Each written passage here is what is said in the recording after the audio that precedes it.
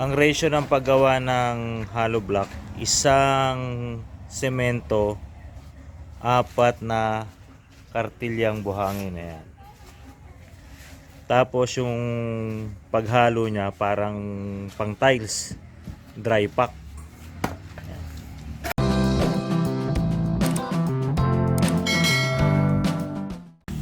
Parang pang tiles yung halo niya, no, Manong?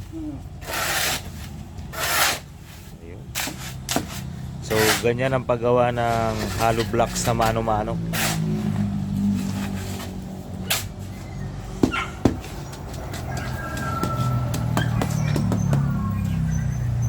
Ganun lang kadali.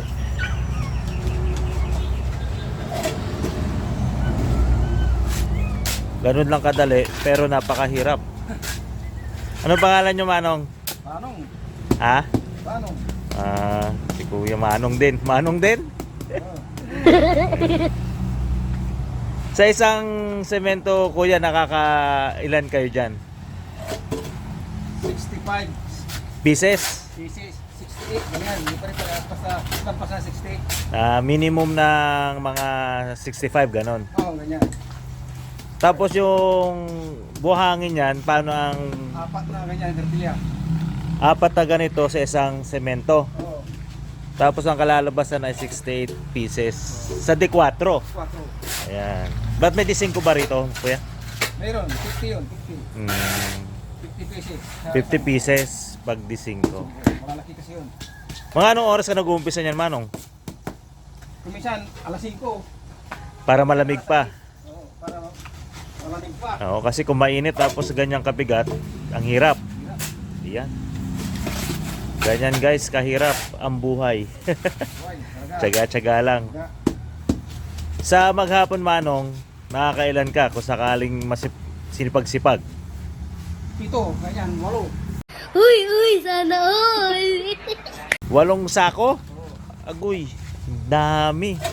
So 8 times 60, sabi mo na 8, 6, 460. Paano masabi? 6 times 5, basta kayo na magbilang. 8 supot, ang isa ay 65, ganun karami. Paano ang labanan nyo yan, Manong? Per piraso? Hindi. Sako. Per sako. Kung 50. 150. O yung isang sako. Pwede na rin, tsaga-tsaga lang rin, ano? 150, Isang bag. isang bag. Bayad sa akin. Kapag naka 5 ka, 750. Sana all. Ayos din. Tagang sipag lang, no, Manong? Ayan. Ganyan guys, oh. Mga discarding malupit. Ilan na anak nyo, Manong? Apat. Panganay? Carriage na. Ba, nakapag-college pa, oh. Tagagawa lang ng hollow block guys, oh. Sipag lang talaga, tiyaga. Kumukuha ng place. Kaya ng buji. Panganay ko. Ay, yung sumunod. Grade 10. Sumunod. Grade 4. Ay, ang laki ng diferensya. Tapos yung pang-apat ko, kinder. Kinder, dito sa bayan. Oo. Diyan sa Bungalon. Sa Bungalon. Ayan guys. Dati nyo ng trabaho yan, Manong? Nag-umpisa ko nito. 18 years. Hollow block maker talaga. 6 pa lang ako. Nag-hollow block ka na.